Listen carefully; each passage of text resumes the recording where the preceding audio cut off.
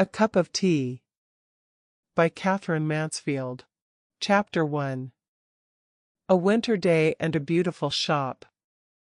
It was a cold winter afternoon. Rosemary Fell was a young, rich woman. She lived in London. She was not very beautiful, but she was smart, well-dressed, and modern. She loved books, art, and shopping. That day, she visited a small antique shop on Curzon Street. It was her favorite shop. The shopkeeper liked her very much. He always smiled when she came. He showed her a small box. It was blue, with flowers and gold on it. Rosemary loved it. "It's charming," she said. "It's 28 guineas, madam," said the shopkeeper. Rosemary wanted to buy the box, but she didn't decide yet. She left the shop and stepped outside. It was raining, and the street was dark. People walked quickly under their umbrellas. Suddenly, a voice spoke to her. "Madam, may I speak to you?" a girl said. Rosemary saw a thin, tired girl. Her hands were red from the cold. Her clothes were old and wet. "Would you let me have the price of a cup of tea?" the girl asked. "Do you have any money at all?" Rosemary asked. "No, madam." Rosemary thought this moment was exciting. She had read stories like this. She decided to do something kind. "Come with me," she said. "Come home and have tea." The girl looked afraid. "You're not taking me to the police?" she asked. "No, no," said Rosemary. "Just tea. Please come." They got into Rosemary's car. Chapter 2. Tea at Home. Tea at home.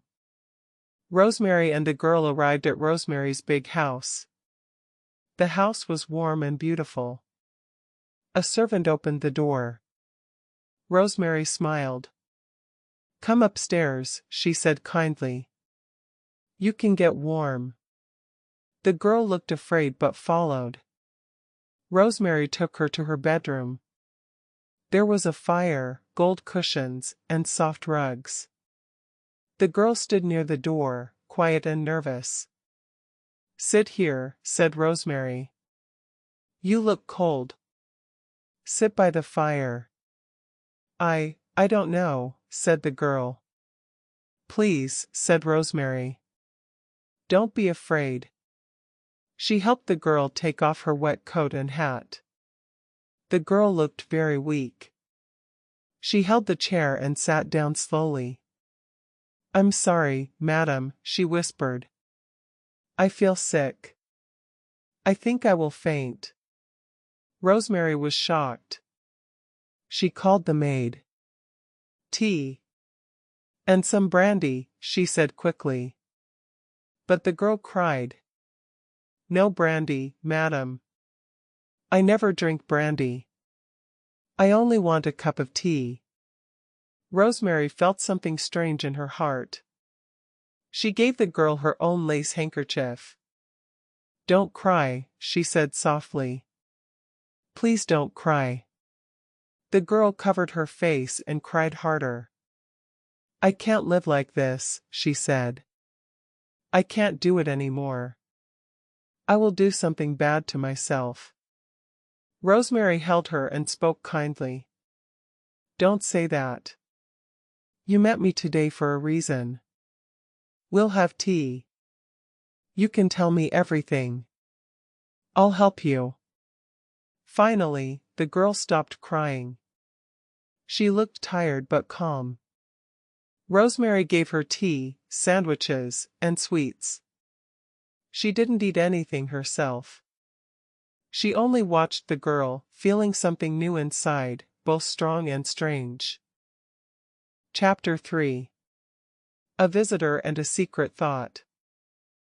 The two women sat by the fire. The girl ate and drank. She started to feel better. Rosemary watched her and felt proud.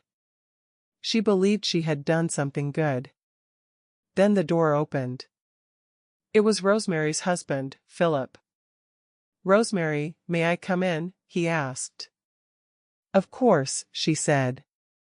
"This is my friend, miss." The girl stood up slowly. She looked tired but calm. She said, "Smith, madam." "Smith," Rosemary repeated.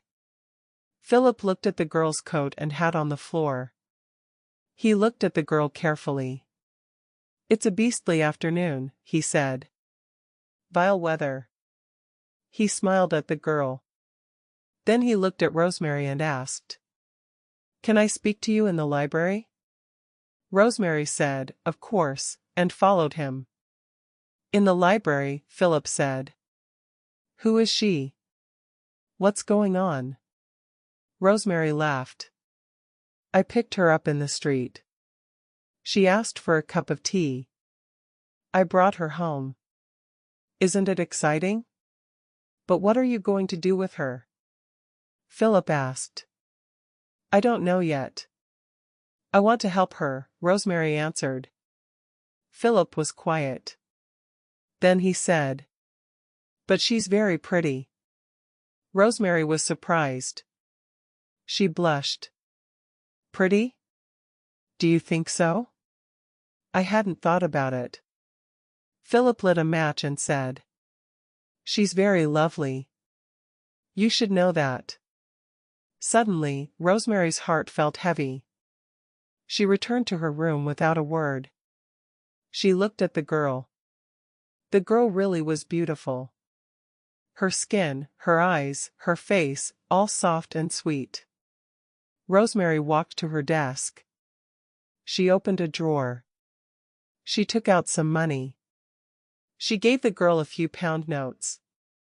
"Here. I think it's better if you go now," she said gently. Chapter 4. The Real Question. After giving the girl the money, Rosemary did not say much. The girl took the money, said thank you, and left the house quietly. She never asked for more. She didn't cry again. Rosemary watched her leave. She didn't feel happy anymore. She didn't feel proud. She walked slowly to her bedroom. She sat at her table. She opened a mirror and looked at her face. She is pretty, Rosemary thought. She really is. Later, Rosemary walked back to the library. Philip was reading a newspaper.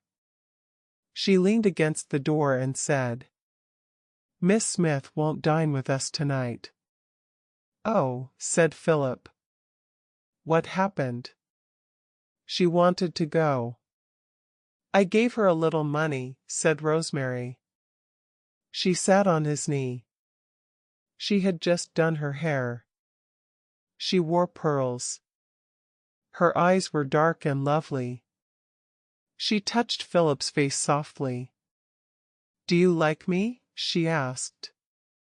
Her voice was soft and sweet. She looked at him with shining eyes.